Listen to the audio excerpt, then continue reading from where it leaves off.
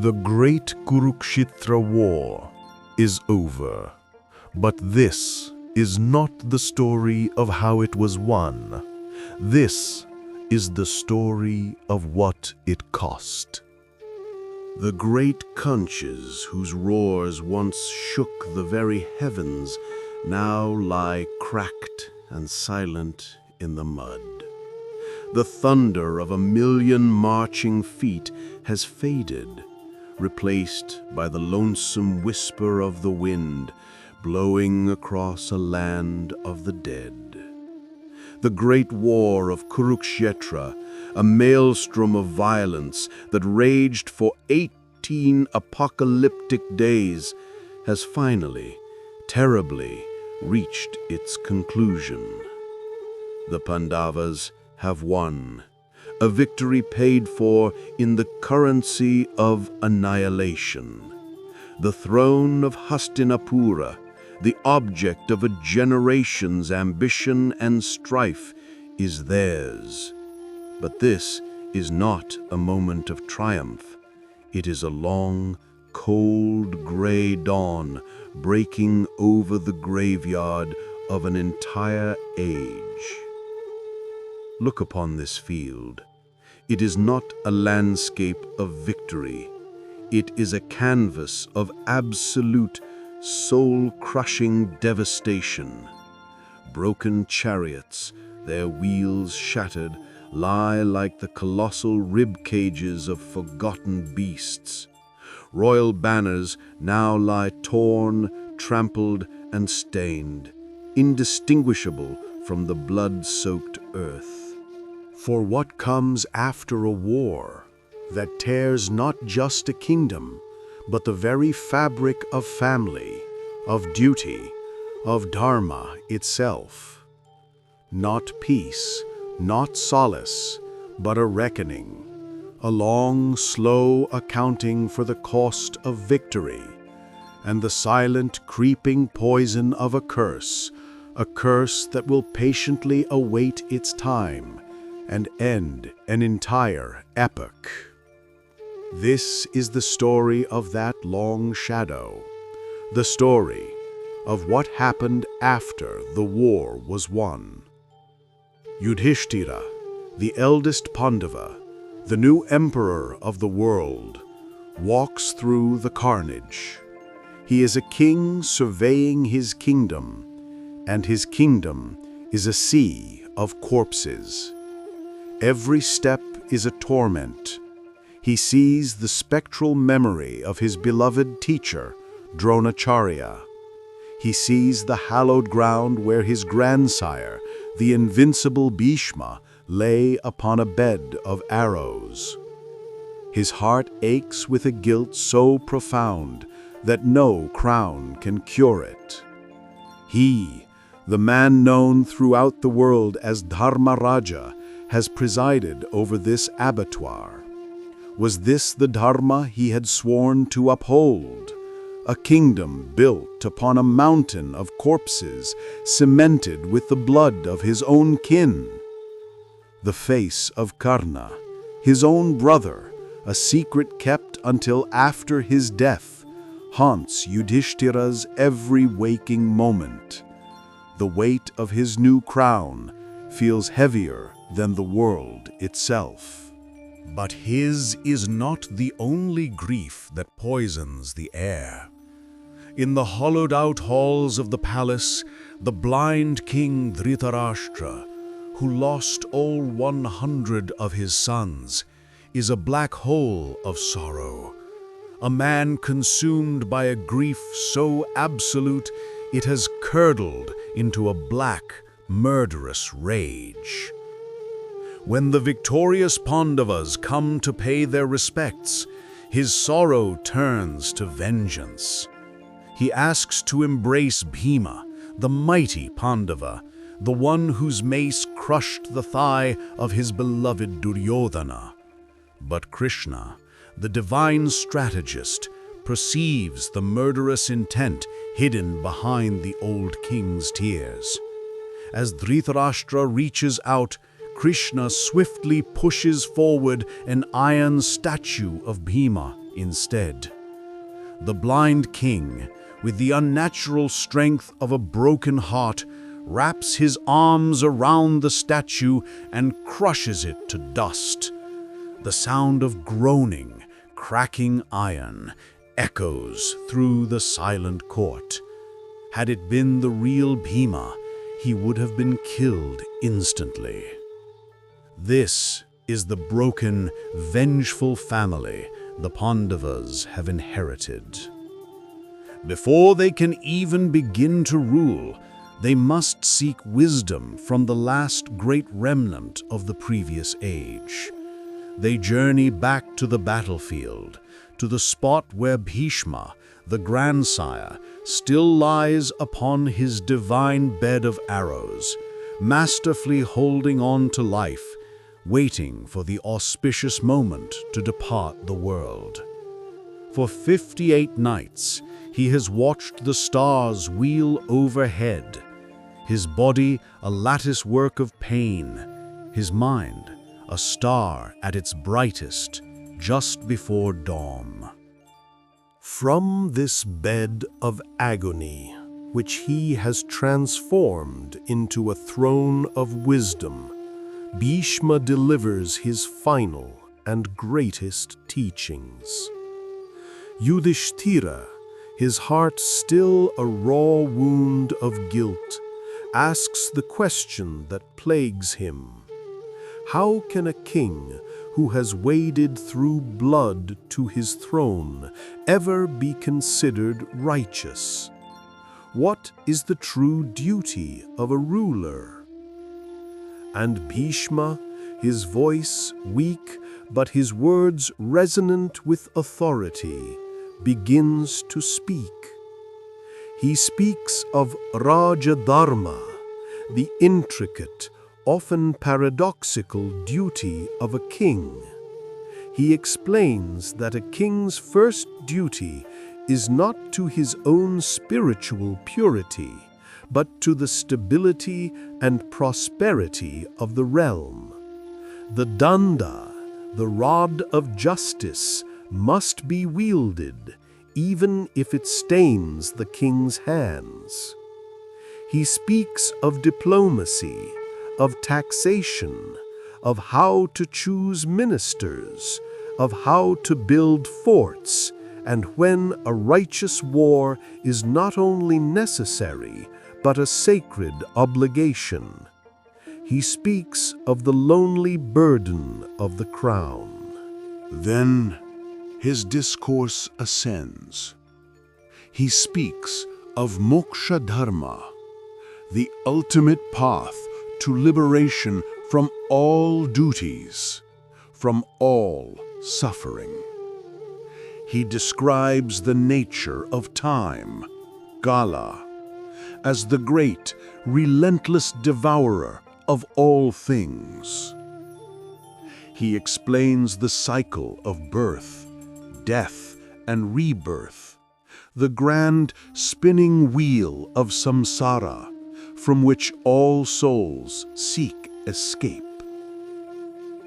He is weaving the accumulated wisdom of a dying era into a final tapestry of instruction for the new one. For 58 days, the Pandavas sit at his feet, absorbing this ocean of knowledge. Finally, having given all he has to give, Bhishma announces that the auspicious moment has arrived. He gathers his life force, and with the blessings of all present, he releases his soul from its tortured prison. His spirit ascends to the heavens as a brilliant point of light, and the gods themselves rain down celestial flowers on his resting place. The last pillar of the old world has fallen.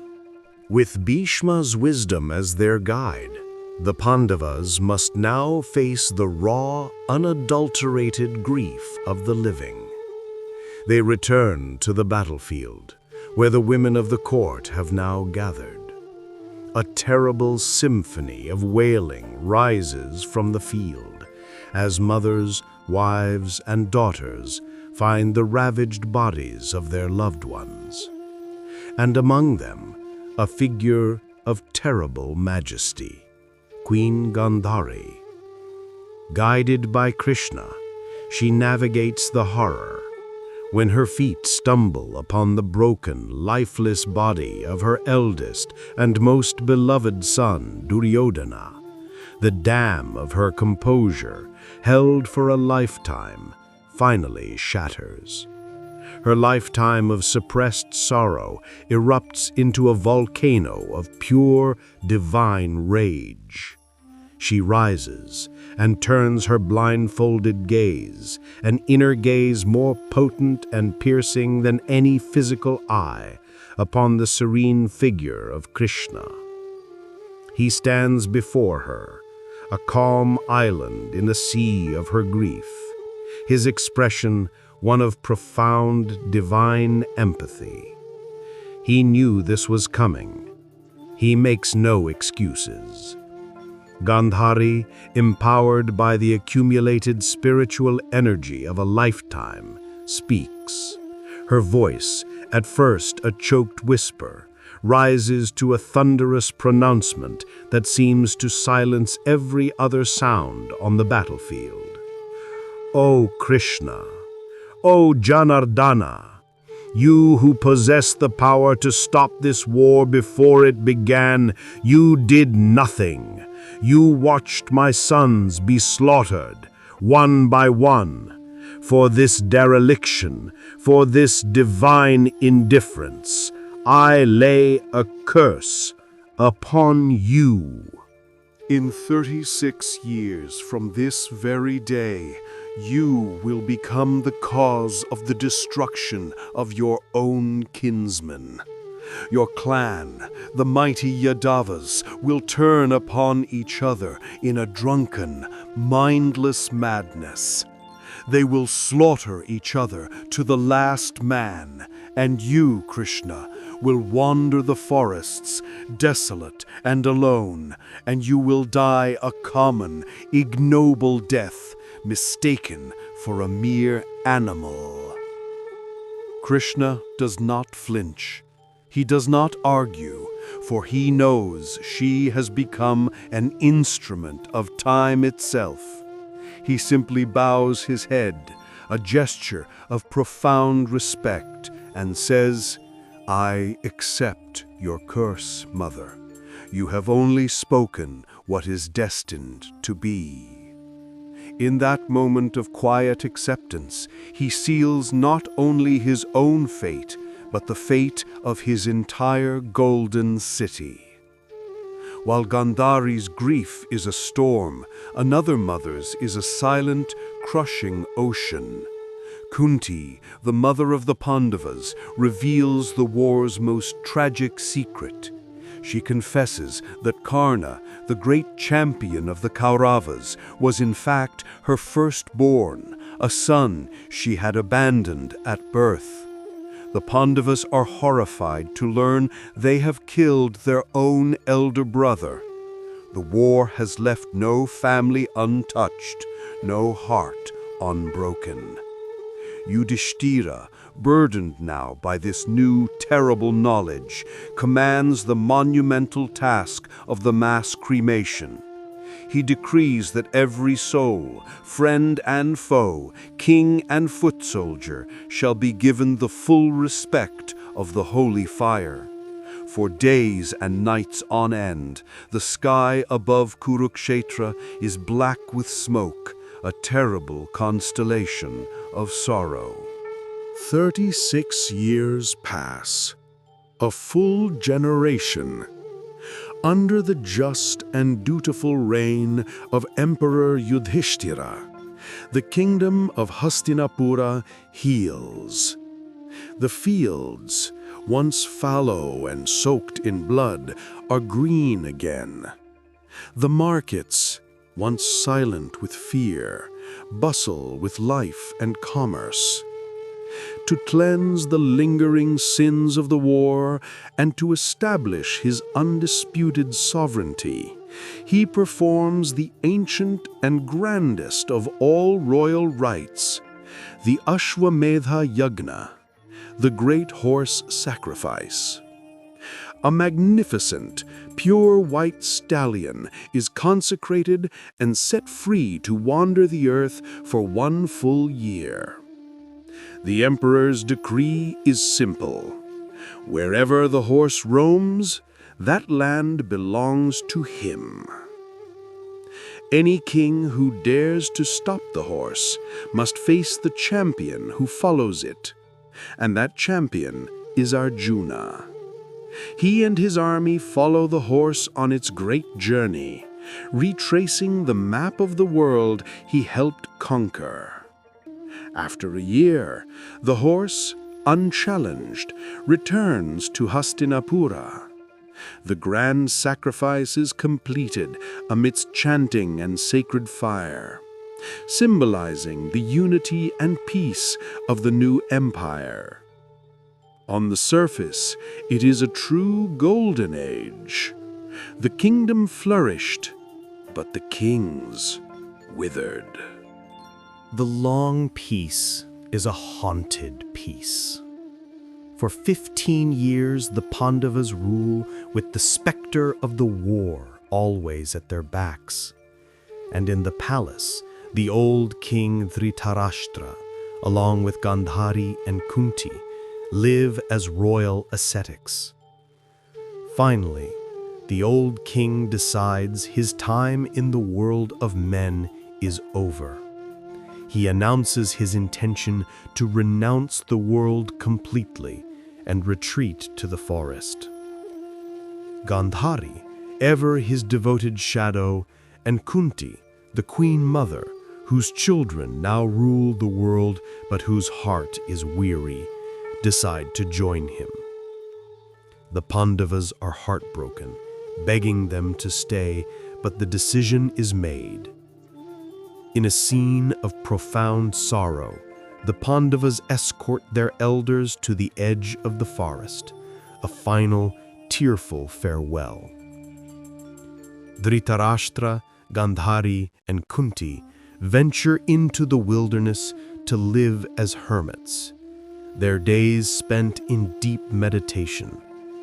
Years later, the sage Narada brings the news. A great forest fire, a wild, uncontrollable blaze had swept through the region.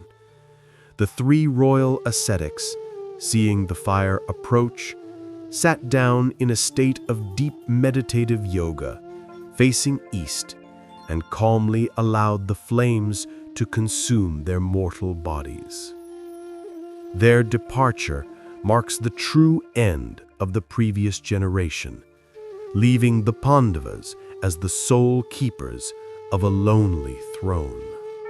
The 36th year arrives. Just as Gandhari had prophesied, the omens begin in Krishna's golden city of Dwarka. Strange storms batter the coast. Rats multiply and terrorize the city. The sacred discus of Krishna disappears from the sky. The Yadavas have grown arrogant and decadent. The breaking point comes during a festival by the sea. Fueled by wine and goaded by fate, a petty argument explodes into clan-wide madness. They grabbed the sharp Eraka reeds growing by the shore, and by a twist of dark, terrible magic, the curse fulfilling itself, those reeds become as hard and deadly as iron clubs in their hands. What followed was not a battle, but a chaotic, mindless frenzy of self-destruction. Father struck son, brother struck brother. They tore each other apart in a blind rage, until the beautiful seashore was littered with the bodies of the entire mighty Yadava clan. Krishna watched, his heart breaking, but he did not intervene. This was the terrible, inescapable price of Gandhari's tears. With his clan gone and his earthly purpose complete, Krishna knew his own time had come. He retreated into the forest to meditate. As he sat in a state of yoga under a tree, a hunter named Jara, mistaking his foot for the ear of a deer, loosed an arrow. The arrow struck Krishna's foot, his one mortal vulnerability. The hunter, approaching his quarry, saw the divine being he had shot and fell to the ground in terror, begging for forgiveness. Krishna smiled gently. "Do not fear, Jara," he said. "This was my will. You were merely the instrument of destiny." And with those words of absolute grace, his spirit departed the mortal world. As Krishna's divine presence left the earth, so too did the magic that sustained his city. The ocean, which had once respectfully parted to allow Dwarka to be built, now rose in a great tidal wave to reclaim its own. The last inhabitants fled in terror as the sea consumed the golden palaces, the grand avenues, the entire magnificent city, until nothing was left but the churning, indifferent waves. The curse was complete. Arjuna arrives in the ruins of Dwaraka to escort the surviving women of Krishna's court to safety. On the journey, they are attacked, not by a great army, but by a simple band of common robbers armed with sticks and stones. Arjuna, the greatest archer the world has ever known, steps forward to protect the women. He raises his divine Gandiva bow and finds his strength has vanished. He struggles to even lift it, let alone string it. The divine mantras he chants to summon his celestial weapons are empty syllables on his tongue. The inexhaustible quivers are suddenly empty. He, the hero of Kurukshetra, is helpless. The robbers, seeing his weakness, overwhelm his guards and abduct many of the Yadava women before his very eyes. In that moment of profound, world-shattering humiliation, Arjuna understands the truth. His power, his divinity, his very invincibility were never his own.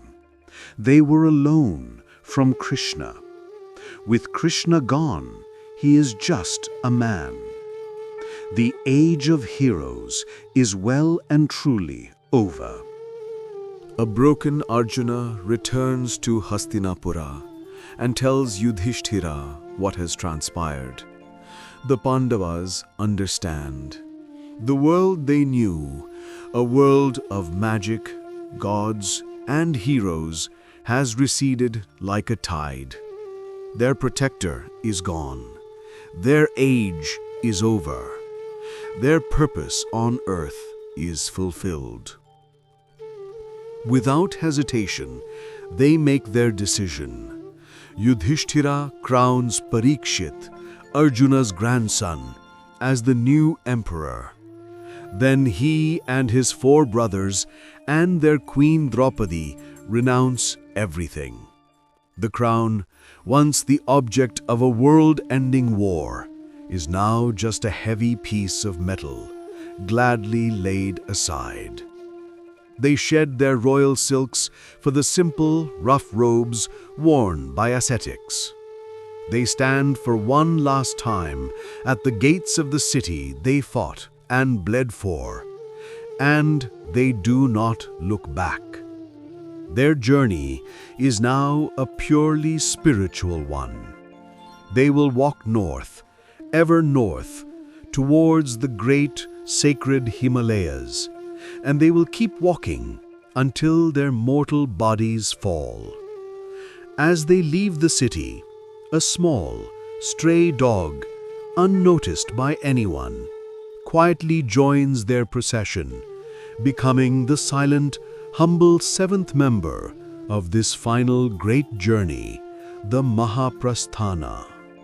The path was long, arduous, and unforgiving. Soon the harsh, unforgiving snow-covered peaks of the Himalayas surrounded them. And here, in the thin, pure air at the top of the world, one by one they began to fall.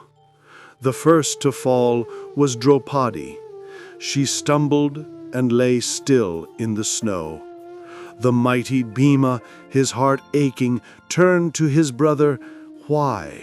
Why has she fallen first, she who was the most virtuous of women? Yudhishthira, without stopping his relentless march, replied, because she held a special, secret partiality in her heart for Arjuna. That attachment, however small, has caused her to fall. They walked on. The next to fall was the wise Sahadeva. His flaw, Yudhishthira answered, was pride. He believed no one in the world equaled him in wisdom. Next fell Nakula. His flaw, he answered, was his vanity. He believed his physical beauty was unparalleled. Then the greatest warrior of the age, the hero Arjuna, fell. Bhima was incredulous. Arjuna? He who was invincible? Yudhishthira's voice was filled with a deep sorrow. Arjuna was proud. He once boasted that he could destroy all our enemies in a single day, but he did not. That lingering pride was his final failing. Finally, the mighty Bhima, the strongest of men, collapsed onto the snow. With his dying breath, he asked why. Yudhishthira looked back at his last brother.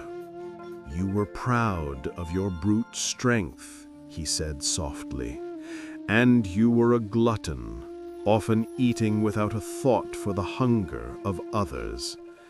That is why you fall here, my brother." And so Yudhishthira walked on alone, the last man standing, the last survivor of the great Pandava line, a solitary figure trudging through the endless, whistling snow of the world's rooftop. Or rather, not quite alone.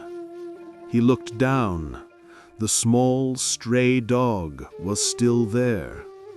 Its paws were raw, its fur matted with ice, but its loyalty was a silent, unbreakable vow. It had not fallen. It had not wavered. While heroes had been claimed by their own subtle, mortal flaws, this simple, silent creature remained. It had no pride to overcome, no vanity to shed. It possessed only one simple, unbreakable quality: loyalty. Who was this animal? What strange fate had bound it to their final journey? Yudhishthira did not know.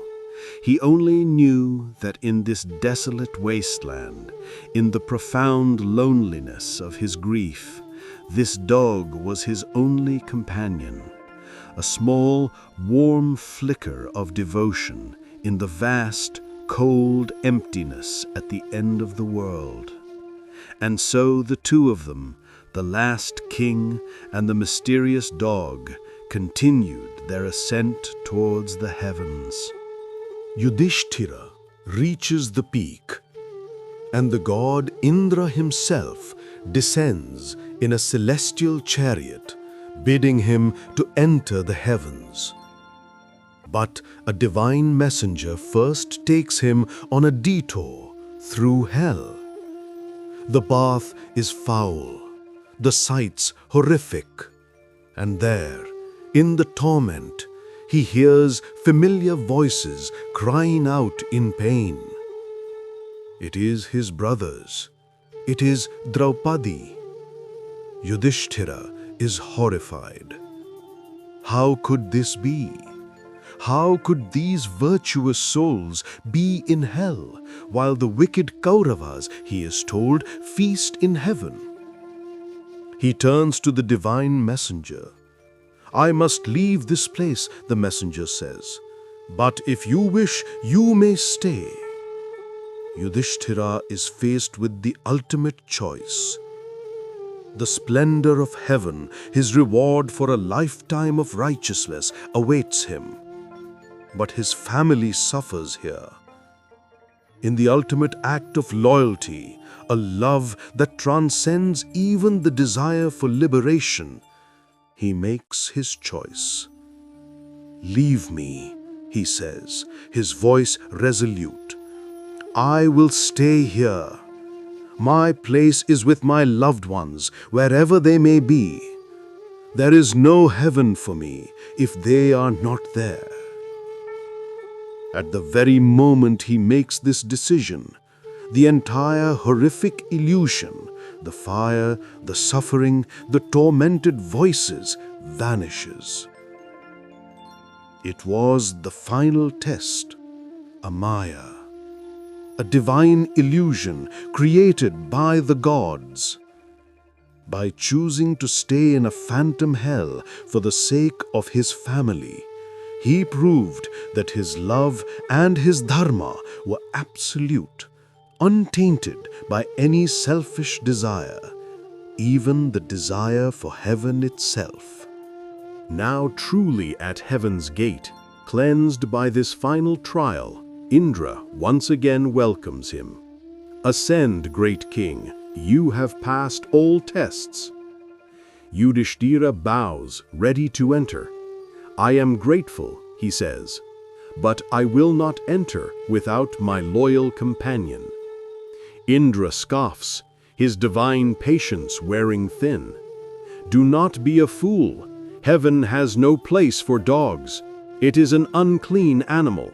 You have already achieved divinity. Leave it and enter. You have earned your place. But Yudhishthira, having already chosen hell over heaven for his family, does not hesitate for a second. This choice is now simple. He turns his back on paradise itself.